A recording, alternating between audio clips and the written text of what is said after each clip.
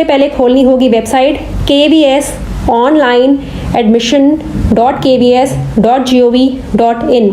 Website का नाम सबसे ऊपर लिखा है kvsonlineadmission.kvs.gov.in। जब आप खोलेंगे तो इस प्रकार से लिखा आ जाएगा कि यह पोर्टल विशेष रूप से शैक्षिक सत्र 2021-22 में भारत के केंद्रीय विद्यालयों में कक्षा पहली में प्रवेश के लिए है। तो फॉर्म को भरना के 2 चरण हैं। फॉर्म को 2 चरणों में भरा जाएगा। पहला जो चरण होगा वह पंजीकरण यानी रजिस्ट्रेशन कहलाएगा और दूसरा चरण जो होगा वो ऑनलाइन फॉर्म भरना यानी आवेदन प्रपत्र भरना कहलाएगा।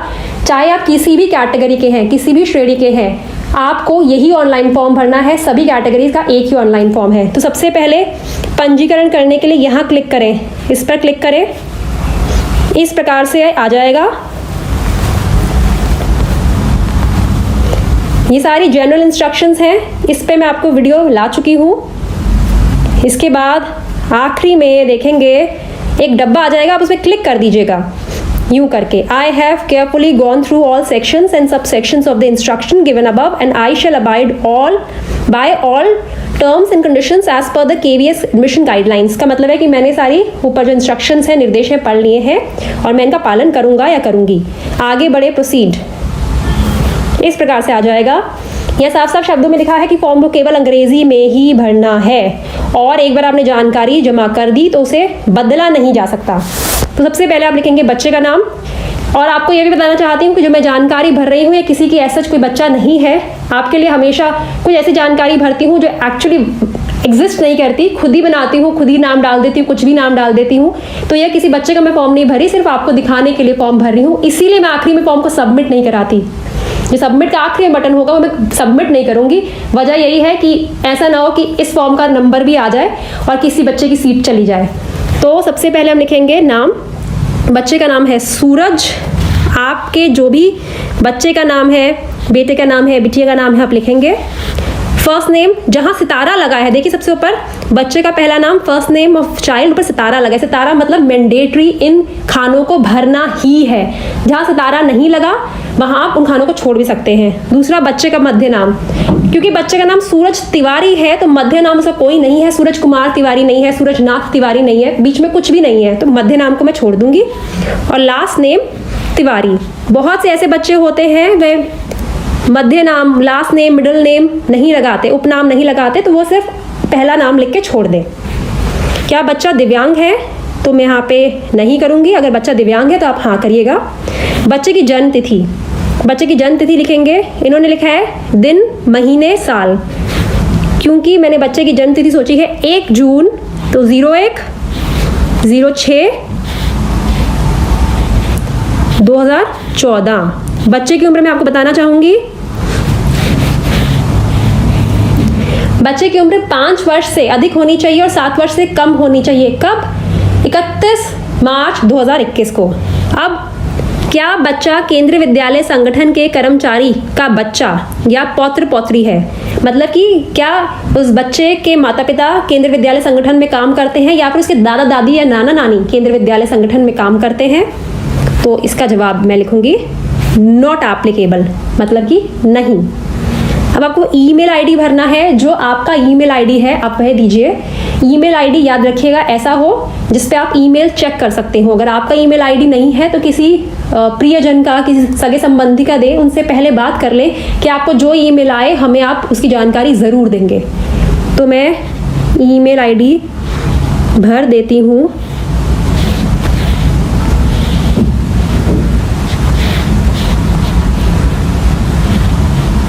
आप भी ईमेल आईडी भरें। देखिए मैं फॉर्म को बहुत आराम से भर रही हूँ। आप भी फॉर्म जब भी भरेंगे 2-3 दिनों के बाद आराम से भरेंगे। आपने ईमेल आईडी भर दिया। अगला फ़ोन नंबर भरिए। जो आपका रजिस्टर्ड मोबाइल नंबर है आप भरिए। मोबाइल नंबर भरने में गलती मत करिएगा प्लीज़।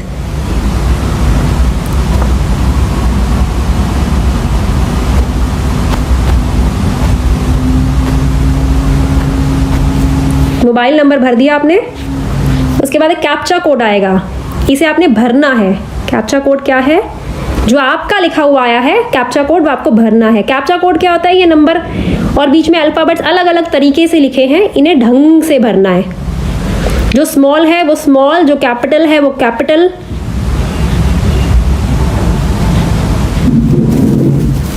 आपने कैप्चा कोड भरा और आपने आगे रजिस्टर पर क्लिक कर दिया। इनवैलिड इनपुट मतलब कि कहीं कोई चीज़ रह गई है क्या? देखें,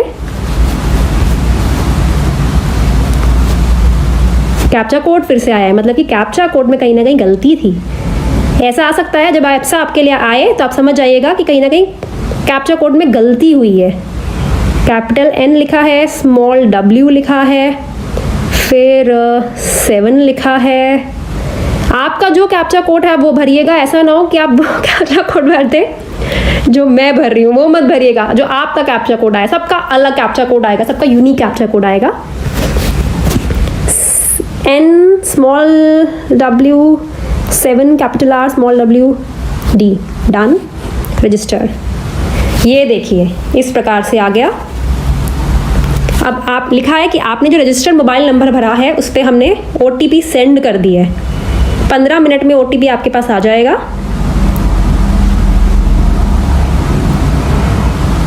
मेरे पास OTP आ चुका है और मैं OTP को यहाँ पे लिख देती हूँ। OTP हाथों हाथ आपके मोबाइल पर आ जाएगा। मैं OTP लिख रही हूँ जो मुझे आया है। जो आपको OTP आएगा वो आपको लिख दीजिए, आप वो लिख दीजिएगा। फिर से कैप्चा कोड आ गया। कैप्चा कोड थोड़ा सा खतरनाक सा है।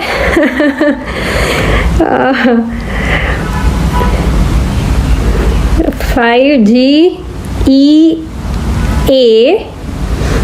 ओके, फिर capital Q, capital S। Captcha code ज़रूर चेक कर लीजिएगा। 15 मिनट तक ये कैप्चा कोड वैलिड रहेगा। अगर आप 15 मिनट तक ये स्टेप भर देंगे, ये चरण कर लेंगे तो ठीक है, वरना आपको नया कैप्चा कोड वो भेजेंगे। अगर आपको कैप्चा कोड नहीं रिसीव हुआ तो आप लिख दीजिएगा डिड नॉट रिसीव OTP, इस पर क्लिक कर दीजिएगा। ये हो गया। अब मैंने वेरीफाई कर दिया। इनवैलिड, ओके, देखते हैं क्या गलती हुई है। इसीलिए कहती हूँ रुक के फॉर्म भरिए हमेशा। देखिए एक बार फिर से कैप्चा कोड भरते हैं। कैप्चा कोड तो मुझे लगता है कि 1-2 बार भरने से पहले कैप्चा कोड वाले बोलते हैं कि हम आपका पेशेंस का टेस्ट ले रहे हैं, तो वो 1-2 बार भरे बिना आपको भेजेंगे नहीं। जैसे अब मेरे साथ हो रहा है, आप बताइएगा आपके साथ भी ऐसा ही हुआ। Capital W small Y small F capital S small P small J, ठीक है, आ गया। अब हम वेरीफाई। उप्स, कैप्चा कोड में प्रॉब्लम आ रही है। देखिए कोई और प्रॉब्लम तो नहीं है, नहीं, कोड तो ठीक है। फिर से करते हैं, चलिए एक बार फिर से करते हैं। देखिए बहुत आराम से फॉर्म भरना है, जल्दी जल्दी नहीं है। मैं आपके सामने हूँ, आपके सामने बिल्कुल नया फॉर्म भर रही हूँ। सुबह 10 बजे फॉर्म भरना शुरू करा है मैंने आपके लिए। मैं पहले फॉर्म भर के नहीं रखना चाहती थी। SB2CT8, चलिए देखते हैं फिर से। बहुत अच्छा हुआ, आपने सफलतापूर्वक पंजीकरण ऑनलाइन कर लिया है। You have successfully registered, signed up. आपको मेरे मोबाइल पर मुझे एक लॉगिन आईडी आ गया है। और आप एक चीज़ करिएगा कि अगर आपके मोबाइल पर फ़ोटो खींच सकती है जिसमें आप भर रहे हैं, तो आप फ़ोटो भी खींच लीजिएगा। आपका यूँ आ गया। अब आप आगे फॉर्म को हमने आगे भरना है, तो हम आगे इसे बढ़ाएंगे। इन्होंने देखिए एक बहुत ही इंपॉर्टेंट बात यहाँ पे लिखी है कि कृपया किसी के साथ लॉगिन कोड साझा ना करें, कि जो आपको लॉगिन कोड मिला किसी साझा ना करें। लॉगिन कोड उपरोक्त वर्णित पंजीकृत मोबाइल नंबर और बच्चे की जन्म तिथि का पोर्टल से लॉगिन करने के लिए सहयोग किया जाए। कृपया भविष्य में उपयोग के लिए इस पृष्ठ को सहेजे प्रिंट करें। ठीक है, तो आप इसकी फ़ोटो खींच लीजिएगा और महत्वपूर्ण जानकारी है, आप इसकी फ़ोटो खींच लीजिएगा, आपके पास डिटेल्स रहे। और अब आपका पहला चरण पूरा हो गया है, जिसे कहते हैं रजिस्ट्रेशन करना। अब अगले चरण पे पहुंचते हैं, क्लिक हेयर, लॉगिन करने के लिए क्लिक हेयर। आप लॉगिन कोड भरेंगे यहाँ पे, जो लॉगिन कोड है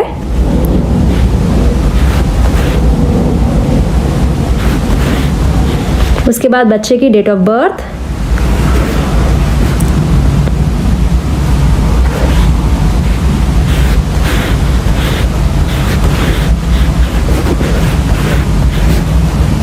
बच्चे की उम्र मैंने आपको बता दी है, 5 वर्ष से अधिक होनी चाहिए, 7 से कम। मोबाइल नंबर जो आपका है,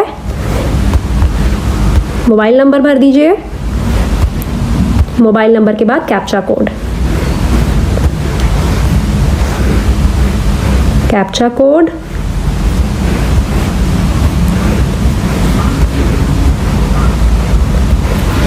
ये सब हो गया डन। लॉगिन,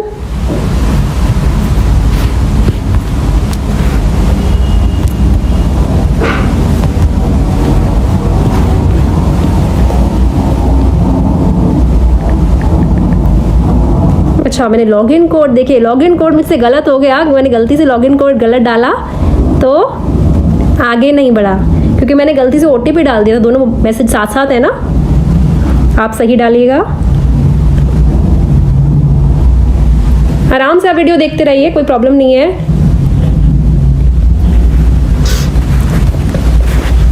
लॉगिन इस प्रकार से आ गया।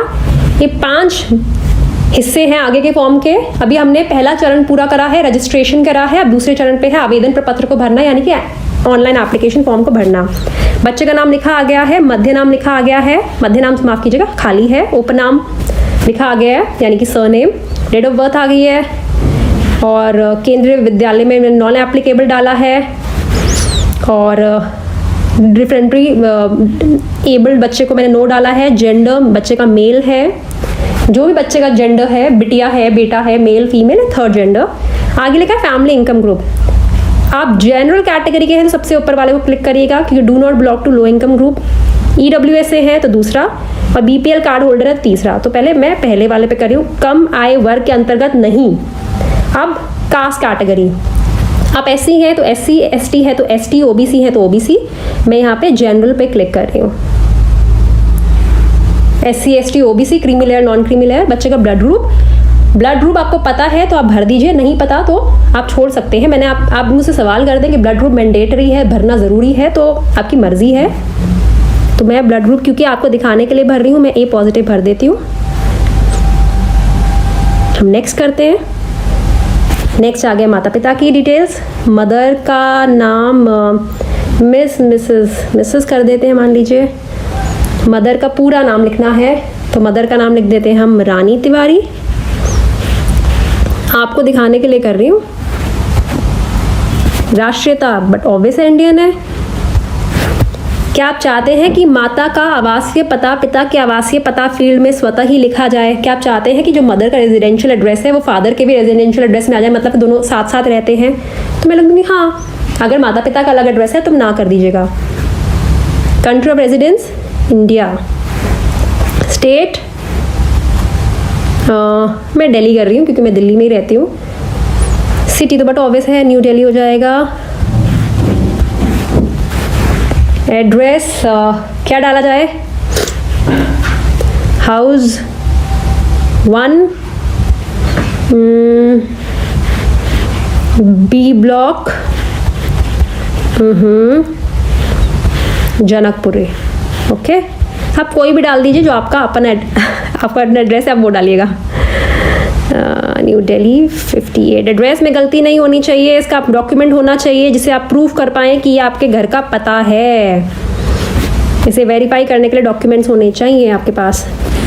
पिन कोड अच्छा मैंने डाल दिया ऊपर, फिर भी 110058। टेलीफोन नंबर नहीं है। मोबाइल नंबर हम ऑलरेडी फादर का डाल चुके हैं। ईमेल आईडी भी नहीं। यदि देखिए मैं तीनों छोड़ रही हूँ, ऊपर सितारे नहीं बने इनके ऊपर ना, देखिए ये सितारे नहीं बने हुए, इस प्रकार से आ रहा है। देखिए लैंडलाइन नंबर नहीं है घर पे। मोबाइल नंबर 1 दे चुके हैं। ईमेल आईडी भी माता का नहीं है। यदि माता काम करती हैं तो आप उसके नीचे लिख दीजिए मदर का क्या काम है। अगर काम करती हैं मतलब कि घर के बाहर जाकर काम करती हैं। मदर तो सब बहुत काम करती हैं, उसका कोई वो नहीं है, उसकी कोई काट नहीं है। लेकिन यहाँ पे मैं ऐसे जिस मदर का भर रही हूँ वो घर से बाहर जाकर काम नहीं करती हैं, तो ऑक्यूपेशन खाली छोड़ रही, संस्था खाली छोड़ रही हूँ। पिता का टाइटल सबसे आगे, पिता क्या लिखते हैं? मिस्टर। लेट उन लोगों के लिए होता है जो इस दुनिया में नहीं होते हैं। तो पिता का पूरा नाम है, मदर का रानी तिवारी था तो फादर का हम राजा तिवारी कर देते हैं भाई, अच्छी जोड़ी रहेगी।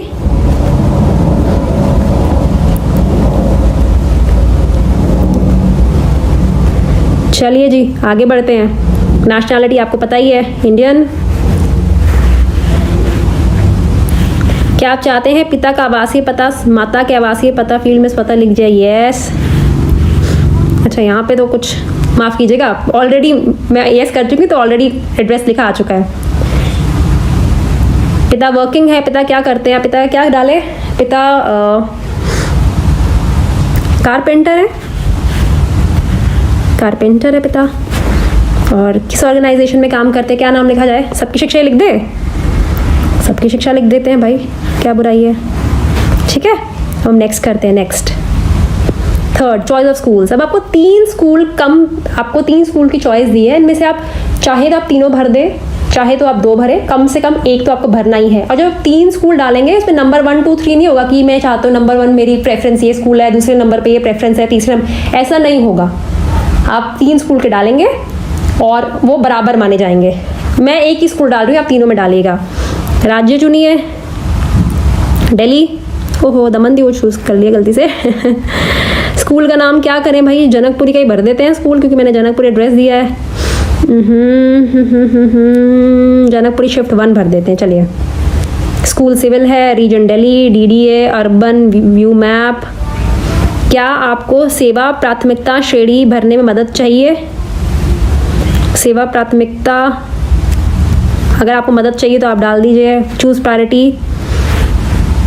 यहाँ लिखा है अभिभावक के पिता माता दादा दादी के लिए एक का चुनाव करें। हम कैटेगरी हमारा नॉट एप्लीकेबल पे डाल देते हैं। ठीक है, याद रखिएगा अगर कोई आपको सेवा प्राथमिकता, आपको कोई सर्विस कैटेगरी के तहत आप लाभ नहीं उठा रहे तो उसे क्लिक मत करिएगा, नॉट एप्लीकेबल पे कर दीजिएगा। अब आगे बढ़ देते हैं। Please fill all required information before. Okay, शायद कोई इन्फॉर्मेशन रह गई। Choose service priority category 5। ठीक है, सर्विस प्रायोरिटी कैटेगरी या 5 माफ़ कीजिएगा, मैं थोड़ा सा कुछ और समझा रही थी आपको। यहाँ मैंने लिख दिया मुझे नहीं चाहिए, सर्विस कैटेगरी प्रायोरिटी मैंने 5 भर दी, नॉट एप्लीकेबल भर दिया। नेक्स्ट। अब बच्चे का मैंने आपको हमेशा से बताया सिर्फ 2 कागजात आपको भरने हैं, बच्चे का डेट ऑफ बर्थ का प्रूफ और बच्चे का पासपोर्ट साइज के फोटो का प्रूफ। मतलब कि आपको इनके अपलोड करने हैं, भरने मतलब कि अपलोड करने हैं, सिर्फ 2, बच्चे का डेट ऑफ बर्थ, बच्चे का। अब मैं यहाँ पे अपलोड पे माफ़ कीजिएगा, चूज़ फाइल पे पहले करना है मुझे। लाइब्रेरी, ये मैंने देखिए 13 KB में अपने बच्चे का फ़ोटो करा हुआ है। एक और कर देते हैं, फिर से आप देखेंगे सबका आपको KB का ही सब चीज़ें दिखेंगी। फिर मैंने अपने बच्चे का करा हुआ है, चूज़ अपने बच्चे के डाल दिया, क्योंकि मुझे सबमिट नहीं करना है सच, मुझे मेरे लिए फॉर्म की ज़रूरत नहीं है। आप सही डॉक्यूमेंट्स डालिएगा। यदि विद्यालय द्वारा प्रवेश की पेशकश की गई तब प्रवेश के समय निम्नलिखित दस्तावेज विद्यालय के समक्ष प्रस्तुत करने होंगे। मैंने आपको पहले भी बताया था कि आप जिन भी केंद्रीय विद्यालयों को ऑप्शन देंगे आ जाएगा नीचे कि अगर बच्चे का एडमिशन हुआ तो ये एक डॉक्यूमेंट्स मांगेंगे। एड्रेस प्रूफ बच्चे का, माफ़ कीजिएगा, एड्रेस प्रूफ हो गया, एड्रेस प्रूफ, बर्थ प्रूफ और पासपोर्ट साइज फ़ोटो आ गया। नेक्स्ट भर दें। Next, upload documents before you proceed. Okay, upload नहीं करा ना मैंने, माफ़ कीजिएगा, अपलोड। ओके, यहाँ भरने के बाद अपलोड ज़रूर कर दीजिएगा, अपलोड। अब आगे बढ़िए। देखिए आपको फॉर्म बताते समय, जबकि मैं हर साल आपको फॉर्म भरना सिखाती हूँ, तब भी गलतियाँ हो रही हैं। अब आप सोचिए अगर आप शुरुआत में पहले दिन ही कर दो तो गलती के साथ फॉर्म भरा जाएगा, फिर गलतियाँ आएंगी, पता चलेगा कि मैंने फॉर्म भरा था उसमें ये गलती हुई, अब मुझे डिलीट करना है। ऐसे लोगों को एक बार तो लोगों को डिलीट भरने में टाइम निकल जाता है, तो आप ऐसे मत करिए, 2-3 दिन वेट करिए। नेक्स्ट, डिक्लेरेशन एंड सबमिशन कि मैंने जो सब करा है सही है। Save and preview, okay, preview, okay, ये पूरी डिटेल्स आ गई, आप दोबारा देख सकते हैं। एंड नेक्स्ट इज ओके, आ गया आपके पास।